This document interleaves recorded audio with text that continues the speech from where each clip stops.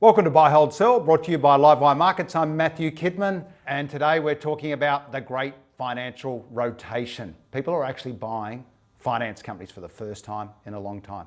And to chat about it, Cath and Allfrey from WaveStone, Matt Williams from Airlie. Matt, we'll start with you. The market, darling, goes up and down with the market. Surely you don't need to know any more than that. Macquarie Bank, buy, hold or sell? Look, I'm a holder and it's a hold. I was a bit worried coming into their result recently, how the crisis might have affected them. But look, remembering that it's nearly half the business is funds management, they're in good shape. ROE that a major bank would kill for, reasonable yield. Look, the rest of the business after the fund manager is a bit of a black box. But look, it's a good hold at $115. The old silver donut, don't they need the markets to keep rising for you to be comfortable about owning them, Catherine? Well, what you should be comfortable about is the management team have elected to take their bonus in stock this year, right? Their short-term bonus in stock. Every Australian corporate company should be doing that this year and backing themselves. And that's what management have chosen to do. So if the management are prepared to back themselves, then I still think it's a buy in terms of Macquarie.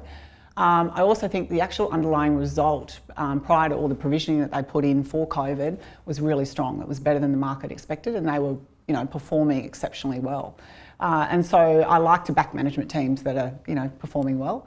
And I think also there's two structural long-term trends, particularly in the funds management business, but also in the commodities business, where that is actually powering the business. One is the fact that it's moving from fossil fuels to renewables.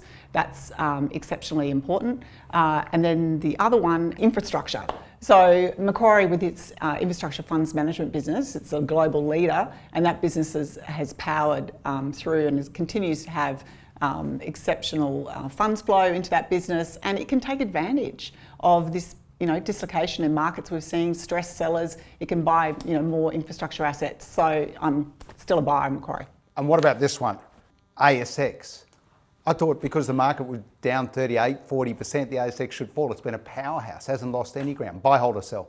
I would say I'm a hold to a sell. It's trading now at a record high. It's had a fantastic period through the last few months in terms of the COVID volatility that we've seen, the powerhouse in terms of how much volume's gone through that market with all that day trading.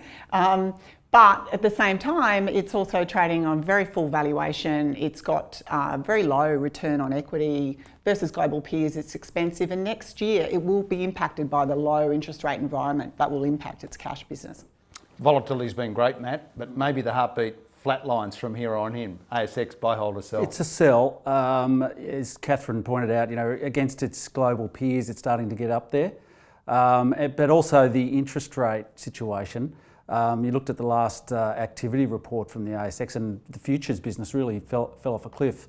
So I think, and we've seen that in businesses like the CME in the US, where the same thing has sort of started to trend. So there's actually real earnings risk, I think, and coupled with a very high share price, I'm going to put it in the sell bucket. Okay, we've all been concerned about our health, but we're also trying to save our pennies. Health insurance, Medibank, buy, hold or sell? Yeah, look, it's a buy. It's not a very exciting buy for me, and there's a lot of complexities and regulatory issues. Does that mean it's not going to go up a lot? That's hopefully it goes up enough, Matt. That's all we need. But you're going to get a good dividend. I think, we'll get a dividend out of it, 4%, that's 5+% after franking.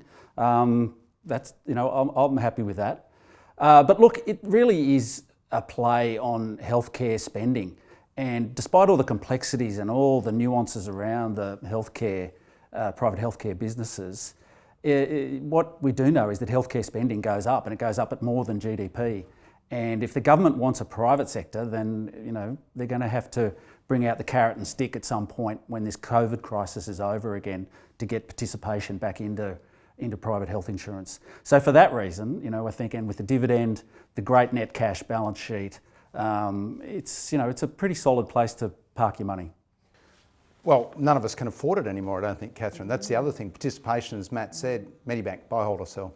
I'm saying it's a hold. I think in terms of participation, it's a real issue, particularly with you've got the unemployment rate increasing, and it's not affordable, let's face it, for most families. It's a very expensive choice. And so this stick and carrot approach really does have to occur from terms of the government. I do note this week too, the government's again increased public health hospital funding. So, you know, they've got to do something about the whole private sector as well. So for us, you know, the valuation's sort of so it's not exciting enough. Okay, we can't avoid financials in our market. Yes. They're everywhere, they're big. Yes. What's one that you like that might carry us Look, forward? I'm just for a trading buy, I'm still long ANZ, and that's because in terms of the argument about the fact that it's trading well below its book value. I also think it's, you know, quite cheap versus the other banks. I think this COVID event for bad debts is all about the small business sector and the household sector. So vis-a-vis the other banks, they're lower weight in those sectors. And I just think the management's executing well. They've got reasonable amount of capital, and I think it's, you know, reasonable valuation. Matt, you got something that Yes. might give us a exciting return? Well, you know, I'm waiting for it. It's look, the major banks have had a great week and a half, right? The index is up 14%. Suncorp, it's got part of a bank and it's part insurer. I'm waiting for it to have its day in the sun, and it's been a while. Look, there's been a lot of headwinds in the insurance market, as we know. General insurance, coming out of the bushfires, now coming into the COVID crisis, and businesses. What does that mean for their commercial books? It's tough, and they're having to pay more for reinsurance. But you know, everything has a price, and you know, I think Suncorp at these levels, and you could interchange this with IAG. I think IAG is probably a bit more of a focused play, but that would be my you know, hope for stock to have its day in the sun. All the boards and all the management, about time you took your pay in stock. I hear it can be very exciting.